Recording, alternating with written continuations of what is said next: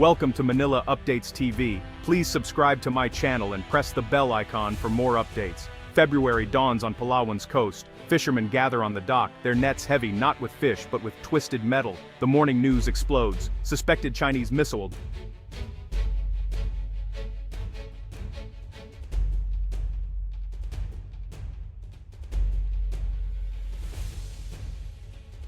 Waters. The photo splashes across screens nationwide. A battered white cylinder bearing Chinese characters, its scorched edges hinting at a fiery descent. Reporters swarm the scene. Local voices tremble with a mix of awe and fear. What does this mean for their safety, for their country's sovereignty? By midday, Philippine Navy personnel cordon off the area. Their gloves probe the metal, scanning for radioactive traces or hidden electronics. A crowd gathers, whispers spiraling. Was it aimed at us? Is this a warning? Government officials rush to reassure the public, yet in the background, the hum of anxiety grows louder. The discovery is not just about strange wreckage. It is a flashpoint in a simmering conflict. It stirs up old wounds and fresh fears in the long standoff over the South China Sea. News anchors raise urgent questions. What will Manila do? How will Beijing respond? The world watches as a new chapter in the maritime dispute begins. The South China Sea is a powder keg, rich in fish, oil, and gas, and claimed by many. But China's 9-dash line sweeps across almost the entire sea. The Philippines asserts its rights under international law, but China's actions have grown more aggressive. Water cannons, ramming, and lasers have pushed tensions to the brink. Now, Manila may be ready to push back. Debris found off Palawan is quickly identified as part of a Chinese Long March rocket. Scorched and battered, it bears Chinese writing and serial numbers. Experts confirm no hazardous substances, but the event raises serious questions. When rocket stages land in foreign waters, it threatens local safety and sovereignty. This debris is more than space junk. It's a symbol of China's reach over Philippine territory. The South China Sea is a legal maze. The Philippines' exclusive economic zone, or EEZ, stretches 200 nautical miles from its coast, under UNCLOS. China's 9-dash line, though, ignores these boundaries. In 2016, an arbitral tribunal in The Hague ruled in Manila's favor, declaring China's claims unlawful. Beijing, however, rejected the verdict outright. The missile debris is a tangible challenge to these rules. It landed within the Philippine EEZ, waters that should be under Manila's control.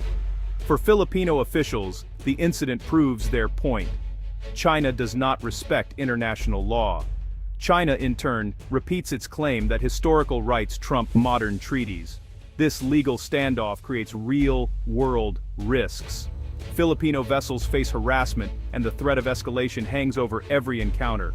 The world's shipping lanes pass through these waters. If local rules break down, the global economy could feel the shockwaves. The debris, then, is not just metal in the water.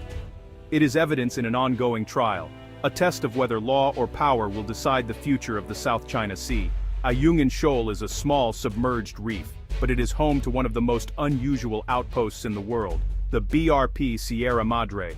Once an American tank landing ship, it was deliberately grounded by the Philippine Navy back in 1999. Its rusting hull now serves as Manila's frontline defense. Life aboard the Sierra Madre is, honestly, pretty harsh. Supplies are brought in by daring resupply missions, often harassed by Chinese ships. The Marines stationed there live amid rust, salt, and uncertainty. Yet, their presence holds powerful symbolism. As long as the flag flies on the Sierra Madre, Manila asserts its claim to the shoal. China wants the ship gone. Its Coast Guard circles the reef, using intimidation and water cannons. In recent standoffs, Chinese vessels have blocked or even rammed Philippine boats trying to bring food and water. Each incident is a test of resolve. The Sierra Madre is more than steel and paint. It is a symbol of resistance, fragile but determined. The world watches to see if it will endure, or if the waves of regional power will finally wash it away. The Philippine government moves swiftly after the debris discovery. Top officials summon the Chinese ambassador, demanding answers. The Department of Foreign Affairs files a formal protest. In the past, such actions were often shrouded in secrecy. This time, Manila chooses a new path: public transparency. Defense leaders showcase the debris to the media, inviting both local and foreign journalists. They use the moment to highlight broader Chinese actions in Philippine waters. Social media buzzes with updates. Hashtags like WestPHC and Stand with the Navy trend nationwide. Policy shifts are underway. The government tightens coordination between the Navy and Coast Guard. It increases patrols near Ayungin Shoal. Allies, especially the United States, are kept in the loop, and military exercises are expanded. This new openness signals a change in strategy. Manila is not just reacting, it is shaping the narrative. Each act of aggression or disrespect is documented, shared, and used to shore up both domestic and international support. The Sierra Madre is crumbling, salt water eats away at its hull. Engineers warn it may not survive another decade. Some argue for a bold reinforcement, patching up the ship, or even building a permanent structure on the reef. This would send a clear signal to China. The Philippines is here to stay.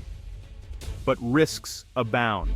Any major work could trigger a Chinese response, perhaps even force. Beijing would see reinforcement as an escalation. There is also the question of cost and safety. Can supplies and materials reach the site without confrontation?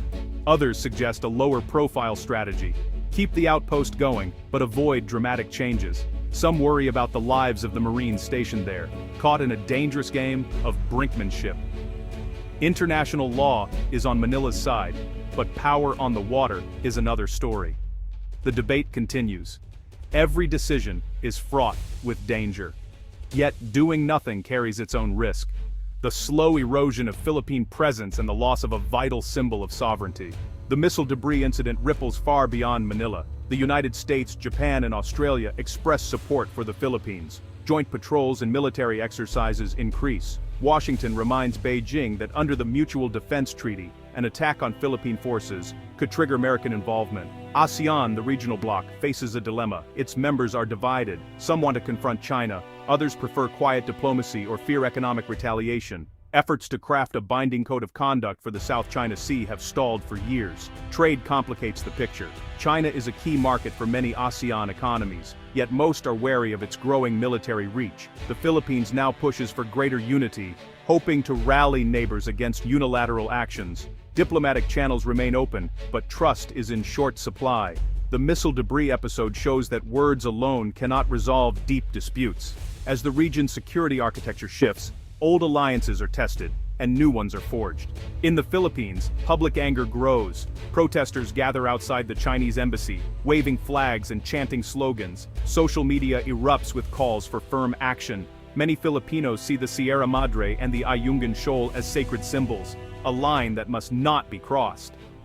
The government's transparency finds strong support. For many, standing up to China is about dignity and patriotism. Yet, some worry about the risks of confrontation, memories of past clashes, and the reality of unequal power temper expectations. Across Southeast Asia, leaders watch closely. Vietnam, Malaysia, and Indonesia face similar challenges in their disputed waters. The debris incident is seen as a warning, a sign that no country is immune from the fallout of great power rivalry. The world's media spotlight lingers on the South China Sea. Every new twist is dissected.